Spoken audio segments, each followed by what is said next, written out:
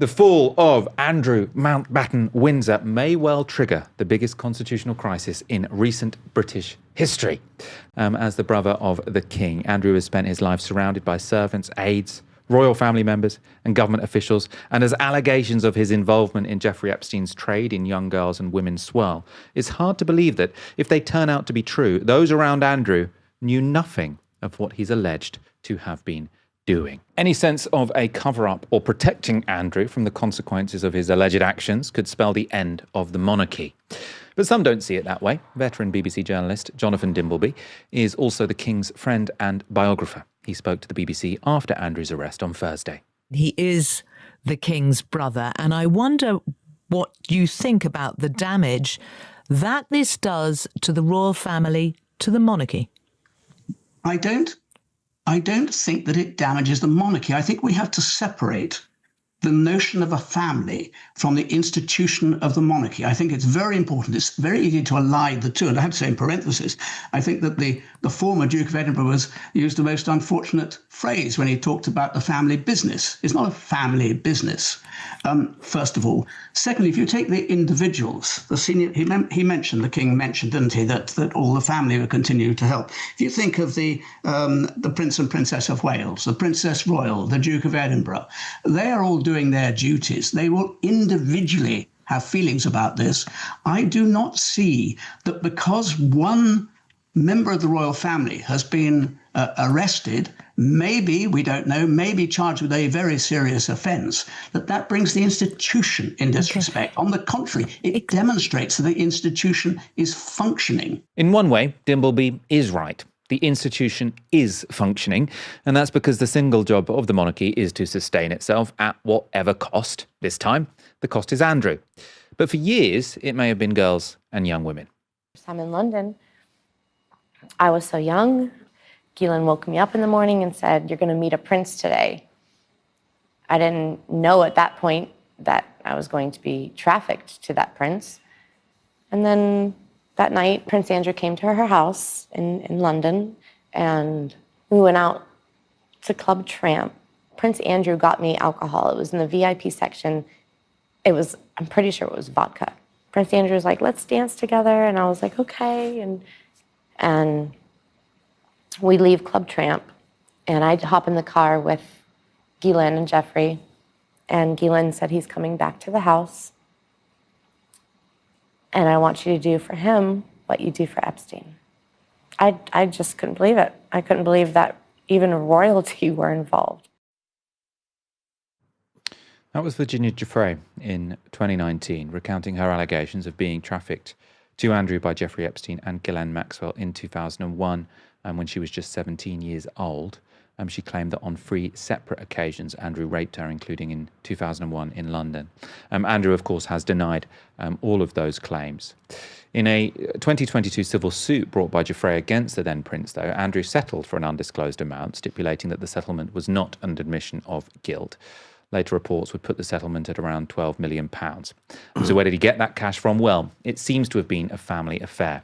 Earlier this month, The Sun reported that Andrew was loaned the £12 million by his mother, the then Queen, the estate of his father, Prince Philip, and his brother, Charles, now the King. A source told The Sun this: Andrew lied to his own family about the extent of his relationship with Jeffrey Epstein. They bankrolled his payoff to his accuser, Virginia Giuffre. They bought his lies and helped him try and make the problem go away. His own mother, the late Queen, was left heartbroken by the scandal, but she could not face banishing Andrew, who was still her beloved son. Andrew, well, if we're to believe he lied to his family, he didn't only lie to his family, he may have lied to the country too. Virginia Giuffre alleged that this photograph that she said was taken in 2001 proved that she was telling the truth about being assaulted by Andrew when she was 17. In the background is Ghislaine Maxwell. Now, here's what Andrew said about the photo in his notorious 2019 Panorama interview with Emily Maitlis. She provided a photo of the two of you together. Yes. Your arm was around her waist. Yes. You've seen the photo? I've seen the photograph. How do you explain that? I can't. Because I have absolutely no memory of that photograph ever being taken. Do you recognise yourself in the photo? Yeah, it's pretty difficult not to recognise yourself. Your friend suggested that the photo is fake. I think it's, from the investigations that we've done, you can't prove whether or not that photograph is faked or not, because it is a photograph of a photograph of a photograph. So it's very difficult to be able to prove it. But I don't remember that photograph ever being taken. But it's possible that it was you with your arm around that's her me, but whether that's my hand or whether that's the position, I have simply no recollection of a photograph ever being taken. So I mean, beyond that, just being grotesque and implausible, it's that phrase, the investigations we've done, that sort of stand out to me there. Now, it very much sounds like there are many people working for Andrew who are actively trying to build a case that Giuffre was lying about the picture. You know, in other words, there may have been many people working to protect Andrew's reputation, right, which is the job of people who work for the royal family, to defend the institution, to defend their reputations. Now, as it happened, there's good evidence now in the Epstein files to suggest the photograph was, in fact, real. In a 2015 email exchange between Maxwell and Epstein, Ghislaine Maxwell is working on the text of a witness statement about Virginia Giuffre's accusations. Maxwell denies the sexual allegations, but does say this. In 2001, I was in London when Virginia Giuffre met a number of friends of mine, including Prince Andrew. A photograph was taken as I imagine she wanted to show it to friends and family. Right, so clearly this is a real picture. Ghislaine Maxwell, in her defense, is going for the argument, yes, this all happened, well, this is in this meeting happened, but I didn't force anyone to have sex. Andrew's strategy is to say the picture never happened in the first place. And as was made clear in that interview with Emily Maitlis, he's had lots of people who've done these investigations to try and clear his name. If Andrew was being helped by palace staff to protect his reputation from Giuffre's allegations, it might not have been the first time. So in 2011, the Mail on Sunday approached palace staff over their plan to run the photograph of Andrew and Giuffre. This is an exchange between Andrew and the Queen's Deputy Press Secretary. So that's pretty significant, I think. So you can see here, Andrew, I've just had a short conversation with Ghislaine, and she says, with what Jeffrey Epstein says, XX is a lying so-and-so, paraphrasing, but this is consistent. I assume the XX is Virginia Giuffre. If this comes to the crunch, we must have a statement ready for tomorrow or tonight that makes it perfectly clear our displeasure with the Mail on Sunday for not listening and a really forceful denial. Press Secretary, indeed, sir, all received, awaiting their response now. Lawyers primed. Next email. Andrew, it would also seem she has a criminal record in the States. I have given her date of birth and social security number for investigation with Chris on the duty PPO. Private, personal, I'm not sure what PPO is.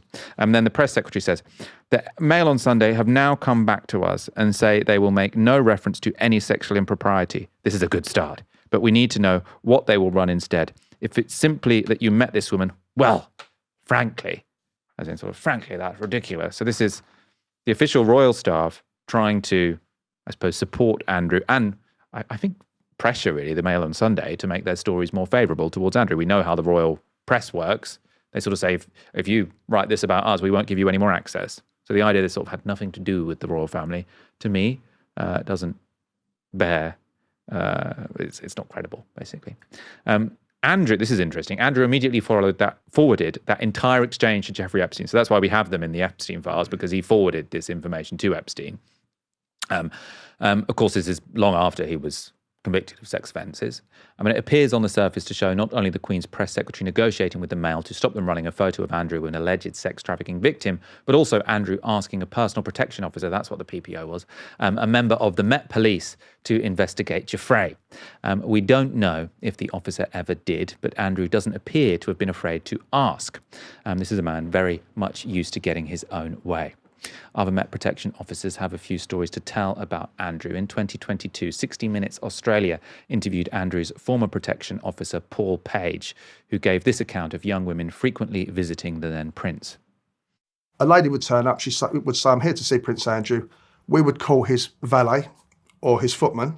They would usually come down and meet the anonymous female and take them into the palace. Sometimes we would let them walk across the forecourt into the middle of the palace where the Duke's private door is, and they would make their own way to his apartments. On one occasion, a female attended the North Centre Gate and said she was here to see Prince Andrew. He'd just come in half an hour before, so we knew he was in residence, but we couldn't get hold of his valet or his footman, so we had no confirmation, because we do get people turn up at the palace saying, I've got an appointment for the Queen. They haven't. They're just sort of mentally challenged. So there's that issue we have as well. People can turn up and say they're here for an appointment, but they haven't got one. So we politely apologised to the female and said, look, we can't let you in at the moment. We need to get confirmation. So she said, oh, I'll ring him on my mobile. So she rang Prince Andrew on her mobile, and he must have been looking out the window, because there was 3 of us standing there. One of my colleagues was quite a large officer, and he's the one who took the phone off the lady. And we could hear Prince Andrew. I mean, I don't know if you want me to use the expletives, but basically he said, listen to me, you fat lardy-ass cunt. Let my guest in, I'm going to come down there. We all heard it, and even the female guest went bright red. So obviously we apologised to her, she apologised to us, and we just let her in. Oh my God. Prince Andrew, really a man without any redeeming features whatsoever. I blame the upbringing. And the interview went on. There was a constant flow of females visiting Prince Andrew late in the evening, whom we were not privy to their names. So, what amongst the protection officers, what was the banter about Prince Andrew and his entourage of women, the number that were coming in? We obviously thought it was a bit of a boy, and the joke was he should have a revolving door in his bedroom. You know, it was that sort of attitude. I mean, he would get his protection officers to drive some of these females home. And to be quite honest with you, last time I looked, Royal Protection Command isn't the taxi service. So he misused police resources for his own ends. But obviously, protection officers aren't going to say no. They're going to do what they're told. Now, we should be clear that the protection officer interviewed there says he put the ages of all the girls who visited Andrew at 20 or older. But as the investigation into Andrew grows, protection officers will now be questioned over his Epstein links, with officers being asked to consider carefully whether they ever saw or heard anything relevant to the case. Others around Andrew may have had more material incentives to turn a blind eye. Andrew's ex-wife, Sarah Ferguson, who continued to live with the prince after their divorce, appears to have benefited financially from a relationship with Epstein. On one occasion in 2001, she received $150,000 from the billionaire, though a spokesperson for the former Duchess said the money related to share options she had earned as an ambassador for Weight Watchers. Even in 2010, though, just months after Epstein was released from house arrest following a child sex conviction, Ferguson wrote to him to express her gratitude for his generosity and kindness. "I am at your service," she says at the end of the email. "Then just marry me." There's no suggestion that Ferguson or any palace staff or acquaintances of Andrew have done anything criminal. Indeed, Andrew continues to deny all criminal allegations of wrongdoing. It does perhaps, though, illustrate a major issue around secrets and the monarchy, money, power, authority, and the state's almost limitless protection of members of the royals, which can make people do strange things. It may even help them to ignore what was under their noses all along. Barry, we'll be quick because we need to wrap up the show quite quickly. But this idea that this has nothing to do with the broader palace, that this is sort of Prince Andrew, he's one rotten egg. No one in the palace could have known. What could they possibly have known? And the minute they found out that wrongdoing had happened, they pushed him out of the family. I don't find it particularly plausible. No, me neither. And this is the line. This is the line that's coming from the palace, but it's also the line that seems to be coming from the majority of the mainstream British media. What Jonathan Dimbleby said that, look, it's the one bad apple defence, right? And last night in Question Time, we saw the same thing. Everybody on Question Time said, this is one person, the institution is in good health. What they're going to do is they're going to lean on the fact that they have William and Kate, who are still incredibly popular with the British public. And then I think there's this other thing that I find quite insidious, which is the notion that it's a family and that it's family business. You know, why should William be made to answer questions for his uncle? Why should Charles be embarrassed by his brother? But it's not just a family. It's this weird melding of a family with the state. And William... Also, if we say that families are relevant, you're not going to be king, mate. Well, right. That's the reason you got the job. But there's almost this there's this a taboo against questioning Charles and William, right, on anything to do with Andrew, as if they're not representatives of this incredibly powerful institution. If they are representatives of this incredibly powerful state institution, then why shouldn't they ask questions about the behavior of another one of its senior members, especially when, as you've just outlined, there is so much convincing evidence that a lot of people within that institution knew about this. We had William go on BBC a few days ago. He spoke about mental health charity work that he does. Some people criticised the BBC for not questioning him about Andrew. I think that there was some defence made that this was not a news show that he was on. He was there to talk about something different.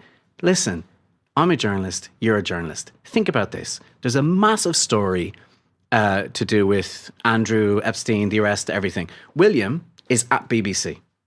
You are a BBC News journalist. You are running a news desk. Why on earth wouldn't you send a journalist down to doorstep him when he leaves the building? Why not?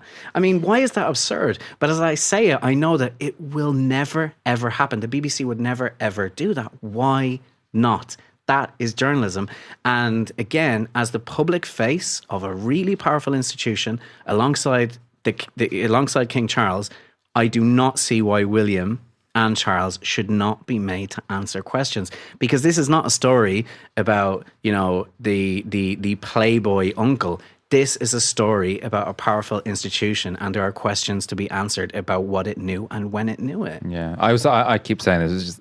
There's many arguments against hereditary monarchy. So the key one is that it's incredibly unfair. If we believe that we live in a country or society where everyone is born equal, then the idea that you can, by virtue of your bloodline, become a very powerful person is offensive. But the more pragmatic reason is that the wrong person might get the job, right? If you don't have a process of selecting people, if it's just by the accident of birth, you might get a real wrong one in the job. And if there's any proof of that, it is Andrew. So I think he's sort of like an argument against the monarchy in and of itself, as well as just against this particular rather strange family.